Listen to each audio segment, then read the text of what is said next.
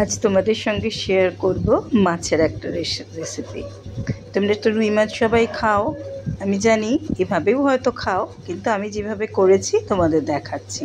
মাছগুলো নুন হলুদ মাখিয়ে রেখে দিয়েছিলাম, তারপর তেলে একটু লাল লাল করে ভেজে নিলাম, বড়ি ভেজে নিলাম ওই তেলেই, আর আলু বড়ি দিয়ে ঝোল করব বলে খানিকটা আলু দিলাম আর একটু বরবটিও দিলাম। মাছের মধ্যে যদি ভেজিটেবল দেওয়া যায় তো ভেজিটেবলের টেস্টটা মাছের সঙ্গে যুক্ত হয়ে একটা বেশ সুন্দর ব্যাপার ঘটায়, যার দরুন ভালো লাগে। তারপর জিরে, তেজপাতা, শুকনো লঙ্কা ফোড়ন দিয়ে, ফোড়ন থেকে একটু গন্ধ বেরোনো মাত্রই আমি একটা কুচনো পেঁয়াজ দিয়ে দিলাম, তারপর টুকরো করা টমেটো আর আদা বাটা দিলাম। এবার একটা মশলার পেস্ট রেডি করে নিলাম, 1 চামচ ধনের গুঁড়ো, 1 চামচ জিরের গুঁড়ো আর 1/2 চামচ হলুদ।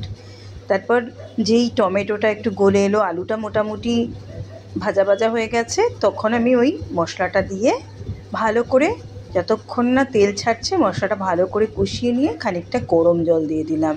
তারপর জলটা ফুটে উঠলেই আমি মাছগুলো দিয়ে দিলাম। তারপর 5 থেকে 7 মিনিট রান্না করে নেওয়ার পর মাছের ঝোলটা রেডি হয়ে গেল।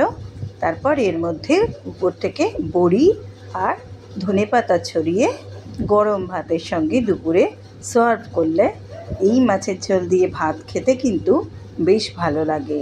আর যারা মেছো আমার মতো, তারা এটা করে দেখতে পারো।